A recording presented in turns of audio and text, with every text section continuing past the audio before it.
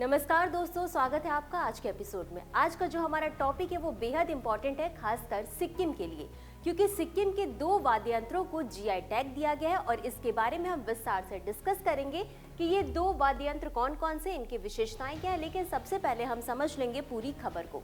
तो जैसे कि हमने डिस्कस किया कि सिक्किम के 2 पारंपरिक संगीत वाद्य यंत्रों को जीआई टैग मिला है और ये जो 2 वाद्य यंत्र है इनमें पहला जो है वो है तुंगबुक और दूसरा है पुमटोंग पुलित। ये 2 वाद्य यंत्र हैं जिन्हें जीआई टैग दिया गया है और ये जो दोनों वाद्य यंत्र हैं वो सिक्किम के लेप्चा समुदाय के पारंपरिक लोक संगीत में बजाया जाता है, यानी कि ये जो है पारंपरिक लोक संगीत के लिहाज से बेहद इंपॉर्टेंट है।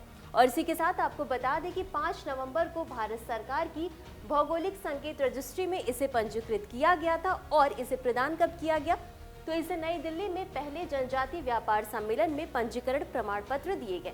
अब आगे बढ़ते हैं और ये जो 2 वाद्य यंत्र हैं इनके बारे में एक एक करके समझ लेते हैं। पहला है हमारा तुंगबुक और ये ऐसा दिखता है। ये एक तार वाला वाद्य यंत्र है और इसकी विशेषता क्या है? इसकी विशेषता ये है कि इसमें 3 तार होते हैं जिसे कि खींच करके बजाया जाता है और ये लेप्चा लोक संगीत का एक अनिवार्य हिस्सा है, जैसा कि हमने अभी पीछे आपको बताया है। और इसी के साथ आपको बता दें कि ये लेप्चा समुदाय की सांस्कृतिक और आध्यात्मिक प्रथाओं में इसका गहरा महत्व है। ये जो तुंगबुक है इसे ओगेन पल्जो लेप्चा के द्वारा आवेदन किया गया था और जिसके बाद इसे जीआई टैग मिला। तो ये था हमारा पहला या वाद्य यंत्र। अब दूसरे की तरफ बढ़ते हैं। दूसरे का नाम है पुमटोंग पुलित और इसके बारे में समझ लेते हो। ये एक बांसुरी की तरह ही होता है। आप देख सकते हैं कि ये एक बांसुरी की तरह है और इसकी विशेषता ये है कि इसे बांस से निर्मित किया गया है। और इसकी सांस्कृतिक भूमिका की बात करें तो ये लेप्चा लोक संगीत में महत्वपूर्ण है और महत्व की बात करें तो ये लेप्चा संस्कृति और आध्यात्मिकता से गहराई से जुड़ाव रखता है और पिछला भी वाद्य यंत्र ऐसा ही था। और इसे जीआई टैग किसके द्वारा प्राप्त हुआ, तो नामग्याल लेप्चा के द्वारा आवेदन किया गया था, जिसके बाद इसे जीआई टैग प्राप्त हुआ है। अब इतना समझने के बाद हम आगे बढ़ते हैं और इस समुदाय के बारे में समझ लेते हैं जिसके लिए ये वाद्य यंत्र काफी महत्व रखता है, यानी कि लेप्चा जनजाति के बारे में एक बार हम समझ लेते हैं।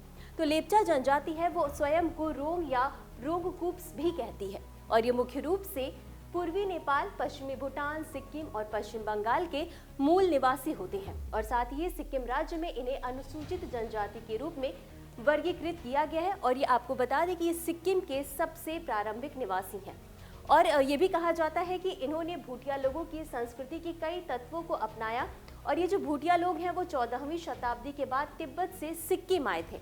और इनकी भाषा की बात करें तो लेप्चा समुदाय जो है वो लेप्चा भाषा ही बोलते हैं और लिपि इनकी लगभग अपनी लिपि होती है और ये संस्कृति पर ही आधारित होती है। तो इतना समझने के बाद हम आगे बढ़ते हैं और इससे संबंधित कुछ और महत्वपूर्ण बिंदुओं पर भी नजर डाल लेते हैं। तो लेप्चा समुदाय की जो जनसंख्या है वो दिनों दिन कम होती जा रही है। वहीं 2011 की जनगणना के अनुसार देखें तो इनकी जो अनुमानित जनसंख्या वो लगभग 42,909 है, जिसमें की लगातार कमी देखने को मिल रही है। आजीविका की बात करें तो ये शिकार करते हैं और अपनी खान पान के लिए जंगलों से फल फूल इकट्ठे करते हैं। साथ ही ये खेती और पशुपालन कार्य में भी जुड़े हुए हैं। धर्म और विश्वास की बात करें तो ये प्रकृति पूजक है, यानी कि ये प्रकृति की पूजा करते हैं। साथ ही ये जादू, टोने व आत्माओं में भी विश्वास रखते हैं। और इसी के साथ जो इनकी एक विशेषता और है वो ये है कि ये कंचनजंगा पर्वत की पूजा करते हैं, क्योंकि ये उनको अपना संरक्षक देवता मानते हैं। तो ये तो हमने समझा लेप्चा जनजाति के बारे में। अब आगे बढ़ते हैं और समझ लेते हैं जीआई टैग यानी भौगोलिक संकेतक के बारे में। तो ये जो है वो बौद्धिक संपदा अधिकार यानी आईपीआर का ही एक रूप है। इसकी विशेषता ये है कि किसी भी भौगोलिक क्षेत्र में पाए जाने वाले जो उत्पाद होते हैं उनकी पहचान करता है और ये जो जीआई टैग मिलता है वो उत्पादों की गुणवत्ता, प्रतिष्ठा या अन्य विशेषताएं जो है वो विशेष रूप से उस मूल से यानी उस भौगोलिक क्षेत्र से जुड़ी होनी चाहिए।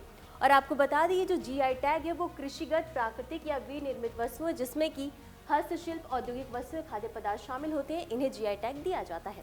अब इसका उद्देश्य क्या होता है, तो इसका सीधा सा उद्देश्य होता है क्षेत्रीय उत्पादों की रक्षा करने, यानी जिस क्षेत्र में कोई उत्पाद उगाया जा रहा है उसकी विशेषता और उसकी विशिष्टता को बनाए रखना, साथ ही साथ उसकी गुणवत्ता को बढ़ावा देना।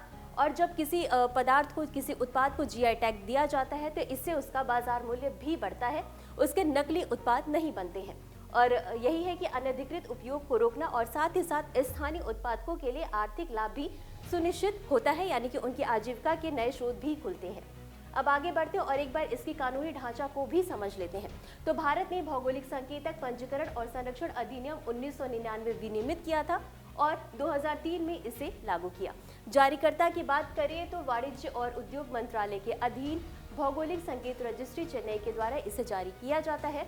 और आपको बता दें कि जो आपको बात सबसे ज़्यादा याद रखने की ज़रूरत है, कई बार एग्जाम में पूछ भी लिया जाता है, वो ये है कि ये जो जीआई टैग होता है वो 10 वर्षों के लिए वैध होता है। इसके बाद इसकी वैधता को बढ़ाया जा सकता है।